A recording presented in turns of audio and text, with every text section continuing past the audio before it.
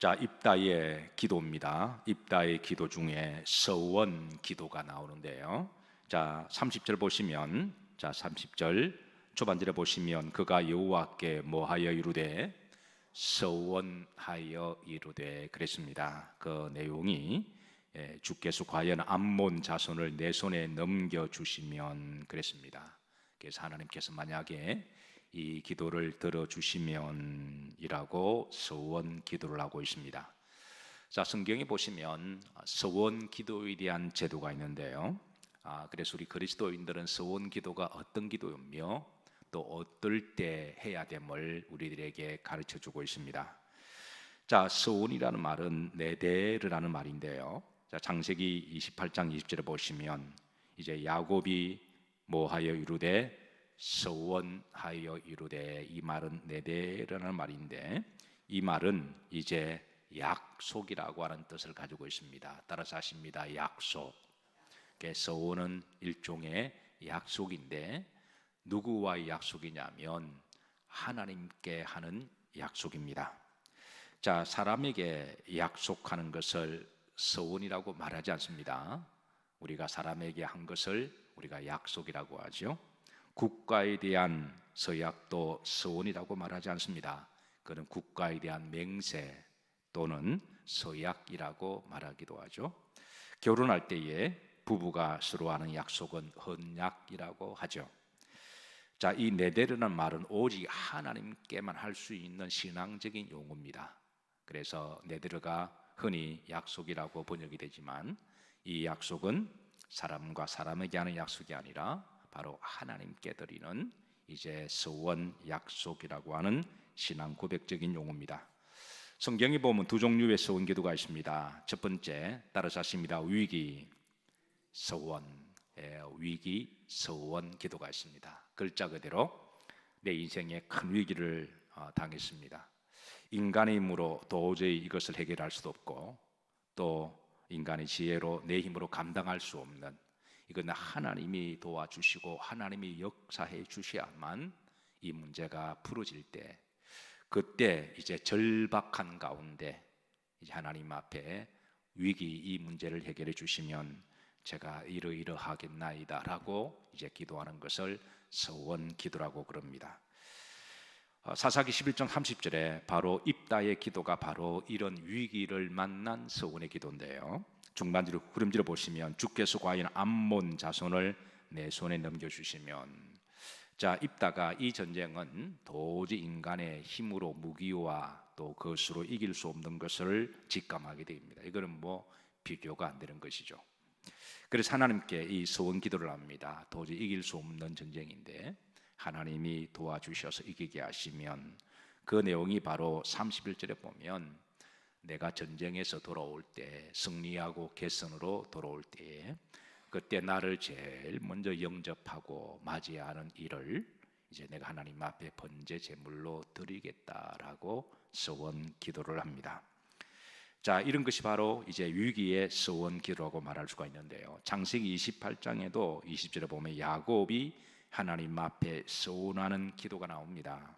이제 삼촌을 라반 집으로 도망갈 때, 그때 자신의 힘으로 도저히 살아갈 용기도 없고 힘도 지혜도 없어서 하나님 앞에 서원 기도합니다. 거기에 제단을 쌓고 기도하기를, 하나님이여 나를 돌보아 주시고 나를 축복하시고 특별히 나에게 물질의 복을 주신다면 내가 하나님 앞에 이제 11조를 드리겠나이다 라고 하나님 앞에 서원 기도를 합니다. 자, 이런 기도를 위기 서원 기도라고 할 수 있는데요. 우리가 일상을 살아갈 때에 우리가 살아가다 보면 반드시 인생의 큰 절대절명 위기를 한두 번 정도 필연적으로 만날까요? 만나지 않을까요? 언젠가는 반드시 만납니다. 그게 언제일지는 모르지만 사는 게 만만치 않아서 반드시 우리가 죽음에 직면하거나 아니면 인간 힘으로 도저히 해결할 수 없는 문제거나 또 그리고 사랑하는 이를 위해서 내 힘으로 대신 아파줄 수도 없고 내 힘으로 대신 해줄 수가 없는 그런 절대절명의 위기를 만났을 때, 그때 하나님 앞에 이제 간절하게 이제 위기를 가지고 서원하는 것을 바로 서원 기도로 가는데요. 성경에 필요하면 이런 기도도 우리들에게 하라고 요청하고 있습니다.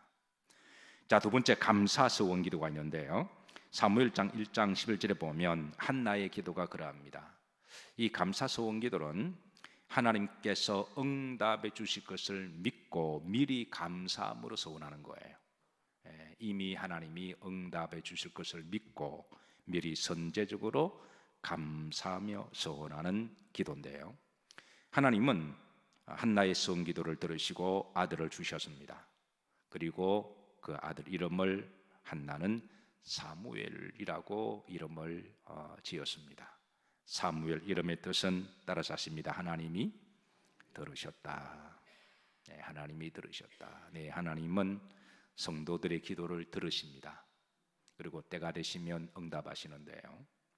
문제는 서원의 기도는 이게 절박한 기도니까, 간절히 때로는 목숨을 걸고 하는 기도니까, 눈물을 흘려 기도하는 거니까 두 무릎 사이에 머리를 파묻고 오직 하나님만 바라보고 전적으로 구하는 기도니까 하나님은 서원 기도는 특별히 잘 들어주십니다.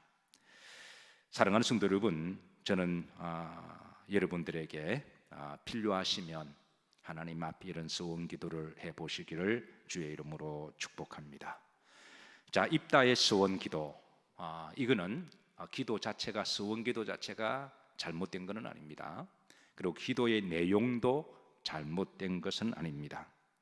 그런데 입다의 서원 기도의 문제는 뭐냐면 바로 말씀을 몰라서 이제 입다의 그 서원 기도를, 하나님이 구제책을 그가 알지 못함에 대한 문제가 드러나는데요. 우선 입다가 하나님 앞에 이런 서원 기도를 합니다. 이제 전쟁에 승리하고 돌아올 때에 나를 제일 먼저 맞이해 준 바로 그를 번제로 드리겠다. 근데 전쟁에 승리하고 먼 동리 밖에 들어올 때에 주인의 발자국과 소리를 듣고 땅의 진동을 듣고 제일 먼저 반응하는 강아지가 나왔다면 얼마나 좋았을까요? 평소에 키우는 그런 개가 나와서 맞이했다면, 아니면 가다가 집에서 키우는 양이라든가 가축을 맞이했다면 얼마나 좋았을까요? 그런데 정작 나온 것은 바로 이제 딸이 나왔습니다. 하나밖에 없는 그 딸이 이제 자기를 영접할 때에 35절입니다. 그래서 이제 이 입다가 그 딸을 보는 순간에 무릎마디가 휘둘리고 그 자리에 주저앉으면서 참담하게 다음과 같이 대성통곡을 하는데요. 자, 35절 다 같이 합독하십니다. 입다가 이를 보고 자기 옷을 찢으며 이르되 어찌할꼬 내 딸이여, 너는 나를 참담하게 하는 자요, 너는 나를 괴롭게 하는 자 중에 하나로다. 내가 여호와를 향하여 입을 열었으니 너희 돌이키지 못하리로다 하니. 그랬습니다. 참담한 심정으로 대성통곡을 합니다. 자식을 키우는 부모의 입장이라면 누구나 다 이 입다의 마음을 충분히 공감하리라고 여깁니다. 자, 그런데 이 딸이 그렇게 아버지에게 말합니다. 36절이 합독합니다. 딸이 그에게 이르되 나의 아버지여, 아버지께서 여호와를 향하여 입을 여셨으니 아버지 입에서 낸 말씀대로 내게 행하소서. 이는 여호와께서 아버지를 위하여 아버지 대적 암몬 자손에게 원수를 갚으셨음이니이다 하니라. 정말 딸의 믿음도 대단합니다. 딸의 믿음 대단하고 정말 눈물 없이는 볼 수 없는 그런 이제 아버지와 딸의 이 모습을 우리가 이제 만나게 되는데요. 자, 입다의 딸이 아버지께 이렇게 간청합니다. 37절에 보시면 나에게 이제 2달만 시간을 주셔서 이 2달 동안 내 동무들과 함께 산에 가서 내가 함께 시간을 보내고, 그리고 이제 함께 애곡하고 그 2달의 시간을 달라고 그렇게 요청을 합니다. 39절에 보면 이제 2달 만에 그 딸이 아버지께 돌아오고, 그리고 이제 소원한 대로 딸에게 번제로 그렇게 바치게 되는데요. 사실 제물을 번제로 바치는 그 번제 제사 방식은 참으로 끔찍한 방법이어서 제가 이 시간 여러분들에게 다 설명은 드리지 않겠습니다. 이 번제 제사 방식이 조금 궁금하시면 레위기 1장에 보시면 그 번제 제사법이 비교적 상세하게 잘 나타나 있는데, 어쨌든 끔찍하게 번제 제물로 드립니다. 이 일로 인해서 이제 40절에 보시면, 이제 흐름들을 보면 39절부터 보면 이스라엘 관습이래요. 그래서 40절에 보면 해마다 길라 사람 입다의 딸을 위하여 나흘씩 애곡하는 그런 비극적인 풍습이 생긴 것을 알려주고 있습니다. 우리 여기서 보면 우선 입다의 믿음을 보시면, 우선 하나님 앞에 서원하는 믿음 그 자체는 순수한 거예요. 그리고 헌신의 그 서원의 내용도 잘못된 게 아닙니다. 내가 전쟁에 승리하고 제일 먼저 나를 영접한 이가 있으면 번제로 드리겠다. 이 서원 내용도 그렇게 크게 잘못된 것은 아니에요. 그런데 입다의 문제는, 잘못은 하나님의 서원의 본 뜻을 잘 알지 못했고, 두 번째는 말씀을 잘 알지를 못했습니다. 하나님은 결코 사람을 인신제사로 받으시는 하나님이 아니세요. 이런 인신제사 방식은 당시 이방 민족들 우상 숭배에서 하는 제사 방식인데요, 하나님은 이런 인신제사를 받으시는 하나님이 아니십니다. 자, 이 서원에 대한 규례가 레위기에서 민수기에서 이렇게 그 법을 말씀해 주고 있는데요, 서원에 대한 규례가 있고, 그리고 어떨 때 하는 것이고, 또 그리고 서원에 대한 목적을 알려주고 있습니다. 자, 그런데 이런 경우도 있습니다. 만약에 서원을 했는데 어떻게 하다 보니까 나중에 그 서원을 지키지 못할 상황도 있게 됩니다. 이럴 때에 서원을 할 때는 순수한 마음이었고 진실된 믿음이었습니다. 그런데 세월이 지나서 보니까 이제 문제는 환경이 바뀌고 여러 가지 상황 때문에 서원을 지키지 못할 때, 그때 하나님이 또 서원의 규례 말씀 중에 그걸 물을 수 있는 자구책, 구제책, 해결책도 주셨다라는 거예요. 만약에 입다가 이것을 알았더라면 자기 딸을 그렇게 번제로 드리지 않아도 될 터인데, 이 말씀을 몰라서 그렇게 딸을 번제로 드리고, 번제로 드렸던 아버지의 죄책감이 죽을 때까지 한평생 자기의 가시가 되어서 눈에 눈물을 나게 하고 고통스럽게 한 것 아닐까요? 만약에 이 레위기의 이 서원에 대한 규례를, 그리고 이 서원 규례가 나중에 다시 물을 수가 있다는 법을 알았더라면 그는 그렇게 하지도 않았을 텐데, 참으로 안타깝습니다. 그래서 때로는 여러분, 우리가 말씀을 알고 모르는 게 우리가 영이 죽기도 하고 살기도 하고 큰 우리가 실수를 하기도 하고 또 축복이 되기도 하는데요. 자, 민수기 27장 2절입니다. 자, 우선 다 같이 한번 합독하십니다. 이스라엘 자손에게 말하여 이르라. 만일 어떤 사람이 사람의 값을 여호와께 드리기로 분명히 서원하였으면 너는 그 값을 정할지니. 그러면서 이제 3절부터 6절까지 이렇게 쭉 이렇게 서원에 대한 규례를 말씀하십니다.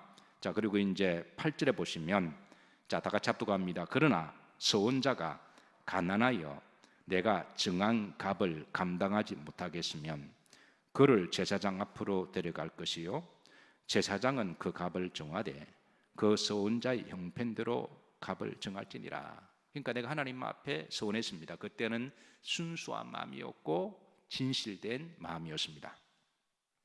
근데 세월이 지나고 보니까 이제 그거를 갚을 형편이 되지 않으면 하나님은 그걸 물을 수 있는 이 자구책도 주셨는데, 그게 첫 번째가 8절 중반절에 보면 그를 어디 앞으로 데려갈 것이요, 제사장 앞으로 데려갈 것이요 그랬습니다.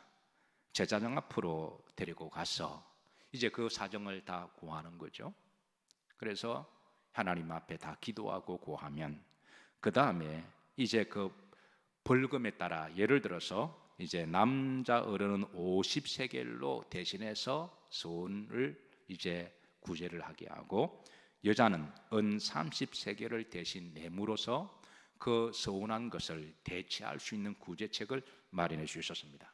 그러니까 입다가 만약 이 말씀을 알았더라면 자기 딸 대신에 이 서원 제도를 제사장에 가서 지금 내 형편이 이러하니, 그래서 다 구하고 또 기도하고, 그래서 제사장이 들어보니까 그것은 그때는 진심이었지만 이거 보니까 이 사람이 또 환경이 바뀌어서 그 딸이 나와서 영접했으니 충분히 그것을 하나님께 기도하고 그러면 그 딸 대신에 얼마를 하나님께 소원값으로 올려드리면 되나요? 여러분 잘 들으셔야 나중에 이게 구제가 됩니다. 제가 조금 전에 남자는 얼마? 뭐 50요? 은 50세겔. 여자는 은 30세겔. 물론 이제 은 50세겔은 노동자의 200일치의 금액입니다. 적은 금액이 아닙니다. 그리고 은 30세겔은 노동자의 한 125일 정도의 가치가 됩니다. 자, 그런데 여러분 입다가 전쟁에 승리하고 그가 이스라엘 사사가 되었잖아요. 지금으로 말하면 이 대통령이 된 건데요. 그가 은 30이 없을까요? 그리고 서로 일반 평민이라고 할지라도 딸을 번제물로 드리는 대신에 빚을 내서라도 은 30을 얼마든지 빌려서 그거 이제 하나님 앞에 서원을 구제하는 그런 하나님 앞 평물로 드리면 되는 거거든요. 근데 입다가 이 말씀을 알지 못했습니다. 이 레위기법을 이 말씀을 알았더라면, 그래서 저는 입다 이 서원기도를 볼 때 참으로 가슴이 먹먹하고 함께 아프고 애통하는 마음이 있어요. 그래서 이 말씀을 볼 때마다 아니 입다가 왜 하나님 말씀을 반밖에 몰랐을까? 흔히 이단에 빠진 사람들 가만히 보면 말씀 그러는데 반밖에 모르는 사람들이에요. 그래서 이 말씀을 온전히 다 알았더라면 기쁜 마음으로 하나님 앞에 서원을 대체하는 은 30세겔을 드리고 그리고 딸과 함께 행복한 시간과 그런 복된 그런 시간을 가지면 되는 것이죠. 이런 경우도 있습니다. 예를 들어 시집 안 간 여자가 하나님께 받은 은혜가 너무나 커서 이런 서원을 했다고 하십시다. 이게 실제로 이제 유대인의 그 탈무드에도 이런 서원에 대한 그런 이제 구제책이 있는데요. 어떤 처자가 너무 은혜를 받았습니다. 너무 은혜 받고 너무 감동이 되고 그래서 하나님 앞에 이런 소원을 했습니다. 하나님, 우리 집에 소가 6마리가 있는데 내가 하나님 앞에 한 마리를 드리겠습니다. 이렇게 소원 기도를 그 처자가 했습니다. 그런데 이제 나중에 그 딸이 소 한 마리 끌고 가니까 아버지가 애야 왜 그러니까 내가 하나님께 소원을 했다라고 아버지께 말합니다. 물론 아버지가 그 말을 듣고 그래 딸아 너 믿음이 참으로 성숙하고 대단하다. 그래서 아버지가 도와줄게. 그래서 그 소 한 마리를 딸을 위해서 신앙과 미래를 위해서 내어드린다면 가장 이상적인 것이죠. 그런데 어떤 경우는 아버지가 안 돼. 그건 안 돼. 그래서 이 문제를 아버지와 딸과의 논쟁이 생겼습니다. 이걸 가지고 랍비에게 가서 물어보면 랍비는 그 딸이 하나님께 소 한 마리를 드리겠다고 하는 그 소원의 그 진정성은 그때는 진실이었지만 그러나 그 재산은 딸 건가요? 아버지 건가요? 그건 아버지 거잖아요. 아버지의 허락이 없이 딸이 자기 마음대로 아버지 걸 소원했다면 아버지가 허락하면 it's okay. 그런데 만약 아버지가 이걸 반대하면 그 소원을 물을 수 있는 것이 제사장에게 있다라는 거예요. 왜 이렇게 하냐면 하나님께서는 하나님의 성품은 하나님이 이런 문제를 가지고 가정이 서로 다투고 깨지는 걸 원치 아니하신다라는 거예요. 이런 경우도 있습니다. 어느 어머니가 은혜를 받았습니다. 너무 은혜를 받아서 하나님 앞에 아들을 주시면 제가 아들을 주의 종으로 바치겠습니다. 이런 경우가 있을까요? 없을까요? 제가 신학대학을 보니까 의외로 많이 있더군요. 저는 집안의 불신자 가정에서 이제 신앙의 1세대여서 기도하고 응답받아 콜링받아 신학교 왔는데 저는 저처럼 다 그렇게 온 줄 알았는데 학우들을 만나서 이야기하다 보니까 의외로 많은 사람이 자기는 오기 싫은데 엄마 때문에 왔다고 하는 아이들이 의외로 많이 있더군요. 그래서 여전히 갈등하고 고민하는 학교를 계속 다녀야 될 것이냐 내 적성에도 맞지 않는 그래서 그런 학교 이 갈등 속에서 고민하는 것을 이렇게 많이 지켜봤는데요. 이런 경우입니다. 이런 경우는 어떻게 해야 될까요? 하나님께 기도했고 하나님이 아들을 주셨고 그 아들을 하나님께 드렸습니다. 물론 그 아들이 이제 하나님의 인격적으로 만나서 콜링을 받으면 그것도 괜찮아요. 예, 그건 괜찮아요. 그런데 아들이 아무리 기도해 보니까 이거는 자기가 하나님께 콜링을 받은 게 아닙니다. 이런 경우는 그 아들이 주의 종에 가서 내가 사정이 이러이러하니 그래서 하면은 하나님이 그거를 물을 수 있도록 그렇게 제도를 허용하신다라는 거예요. 예. 어쨌든 우리가 소원이라고 하는 것은 때로는 소원은 부분적으로 어떤 감정적인 영역도 있기 때문에, 그러니까 성령의 영역과 감정의 영역이 교묘하게 이게 교집합이 되는 부분이 있습니다. 그래서 우리가 한참 은혜 받을 때는 이게 성령이 주시는 감동인지 내가 생각에 감동으로 가졌던 내 개인의 생각, 이게 분별한다고 하는 게 이게 쉬운 문제가 아닙니다. 근데 왜 이렇게 때로는 어떤 소원은 성령이 감동을 주셔서 그렇게 정말 그런 경우도 있지만 어떤 경우는 이렇게 나중에 보니까 소원을 물을 수 있는 것, 왜 이런 일이 생길까요? 그거는 사람 자체가 불완전하다는 거예요. 사람 자체가 연약하기 때문에 때로는 감정 때문에 내가 하나님 앞에 뭐 소원을 했는데 지나고 보니까 그거는 성령이 주시는 은혜가 아니라 개인의 감동 때문에 그런 거라면, 여기에 두 가지 이제 우리가 옵션이 있습니다. 비록 감정이라고 할지라도 그 감정은 숭고한 것이었고 귀한 것이었고 가치 있는 거니까 하나님 앞에 그냥 그렇게 살기로 하는 것, 그러면 좋습니다. 그거 괜찮아요. 근데 지나고 보니까 마음이 바뀌었습니다. 그때 그 감정으로 계속 하고자 하는 율법이 되고 이 신앙이 너무 힘들고 피곤해서 이러다가 마음이 원망과 불평이 생길 것 같으면 하나님 억지로 하는 것을 받지 아니하시고 그러면 차라리 물으라고 하는 거예요. 물을 때도 그냥 쉽게 물을 것이 아니라 주의 종에게 가서 인격적으로 영적으로 정중하게 그간의 사정을 이야기하고 다시는 이런 소원이 남용되거나 오용되지 않기 위해서 거기에 준하는 하나님 앞에 또 다른 이제 이렇게 구제책을 내가 뭘 하겠습니다 하는 것을 이렇게 함으로써 이제 그걸 물을 수 있는 제도가 있다고 하는 것이죠. 자, 그래서 이렇게 된 이런 이유는 바로 하나님은 누구보다도 우리 사람이 불완전한 존재임을 알고 계신다라는 거예요. 연약함을 하나님은 충분히, 그건 하나님의 성품이 그러십니다. 그러나 그 당시에 순수한 믿음과 그리고 그 진실된 믿음만은 하나님은 귀하게 보시는 하나님이시라는 거예요. 그래서 성령께서 감동을 주실 때에 여러분 하나님 앞에 때로는 소원 기도를 하는 게 성경적입니다. 나중에 못 지키면 안 되면 그것까지 생각하지 마시고, 만약 그러면 또 구제책이 있으니까, 그래서 하나님이 내 기도를 들으시고 때가 되면 응답하신다. 그래서 소원에 대한 규례를 먼저 주시고 소원은 필요하면 하라고 말씀하십니다. 왜냐하면 신앙이 위대한 인물들을 보면요, 다 나름대로 소원 기도가 있는 분들이에요. 어떤 분들은 어떤 일이 있어도 주일 성수를 하십니다. 비가 오나 눈이 오나 어떤 일이 있어도 주일 성수를 하는 이유를 그분은 하나님께 그 부분에 소원 기도를 하신 거예요. 어떤 부분은 새벽 기도를 늘 드리십니다. 그분은 하나님 앞에 그 부분을 소원 기도를 한 거예요. 어떤 부분은 자기는 세속화되지 않기 위해서 술, 담배를 하지 않겠다고 하나님 앞에 소원 기도를 한 거예요. 그래서 사회생활 하다 보면 고난은 술과 담배를 안 한다고 하는 게 이게 참 여러 가지로 곤란할 때가 많았지만, 그러나 그런 온갖 곤란함을 당해도 끝까지 지키는 것은 그분의 그 소원 기도가 있었다고 하는 것이죠. 어떤 분들은 이제 하나님 앞에 헌신하는 것, 근데 지나고 보니까 그 소원이 그 사람을 축복하게 된 것을 알게 됩니다. 나중에 보니까 때로는 소원은 힘들고 어려운 것이지만, 그래서 소원에 대한 신명기의 법에 의하면은 너가 하나님 앞에 소원을 했다면 그것을 이제 지키라 라고 말씀하고 있습니다.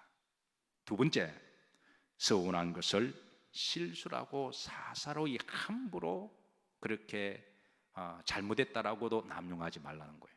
분명히 소원을 물을 수 있는 규례를 주심에도 불구하고, 그런데 어떤 사람은 이것을 너무나 쉽게 남용한 나머지 지킬 마음도 없으면서 사람들에게 믿음 좋은 걸 드러내기 위해서 막 소원을 남용하는 경우, 그렇게 사사로이 남용하지 않도록 하나님은 말씀하시고, 그리고 서원을 했다면 이제 최선을 다해서 지키라고 그렇게 말씀하시고, 그리고 그거를 지켜나갈 때 하나님은 감당할 만한 힘도 축복도 주신다라는 거예요.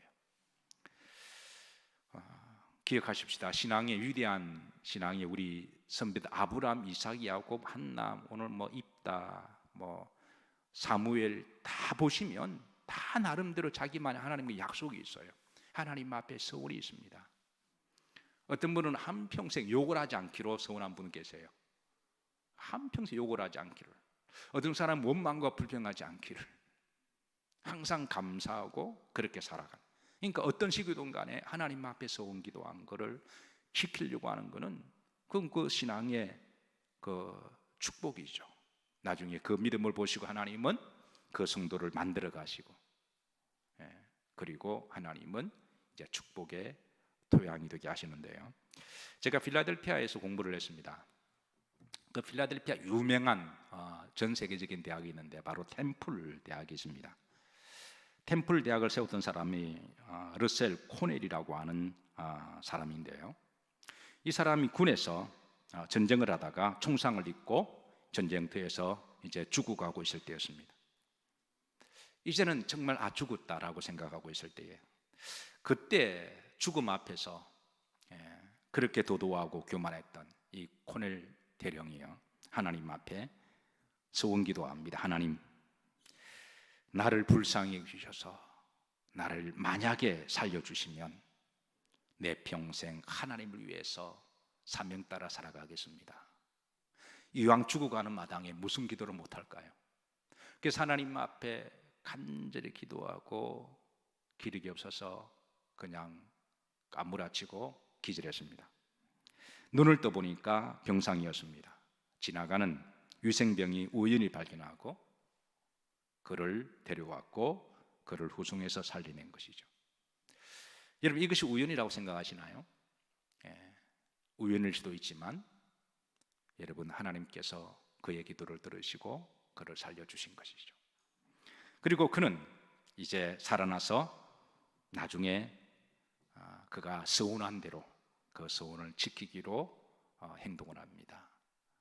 죽다가 살아났으니 이제 남은 내 생명은 하나님 것이라고 고백하고, 그리고 신학을 공부하고 목사님이 되고 필라델피아 교회를 설립하고, 그리고 필라델피아의 그 유명한 템플 대학을 세웠고, 그 대학이 그 역사가 바로 지금도 존재하게 된 이유가 바로 이런 신앙적 스토리가 있습니다. 그러니까 한 사람의 서원이 위대한 업적을 이루게 된 것이죠. 말씀을 정리합니다. 여러분, 기도 중에 서원 기도가 있습니다. 여러분, 기도하시다가 필요하시면 서원 기도를 하시고, 그리고 이 서원을 지키려고 애를 쓰다 보면 하나님이 또 할 수 있는 힘을 주십니다. 그리고 그 서원을 지키는 과정 가운데 하나님 우리를 그릇 만드시고 축복의 사람으로 만드시고 더 귀하게, 더 가치 있게, 더 위대하게 많은 사람들의 축복의 통로로 쓰임 받으시는 여러 성도님들의 기도가 되시기를 주의 이름으로 축복합니다. 자, 우리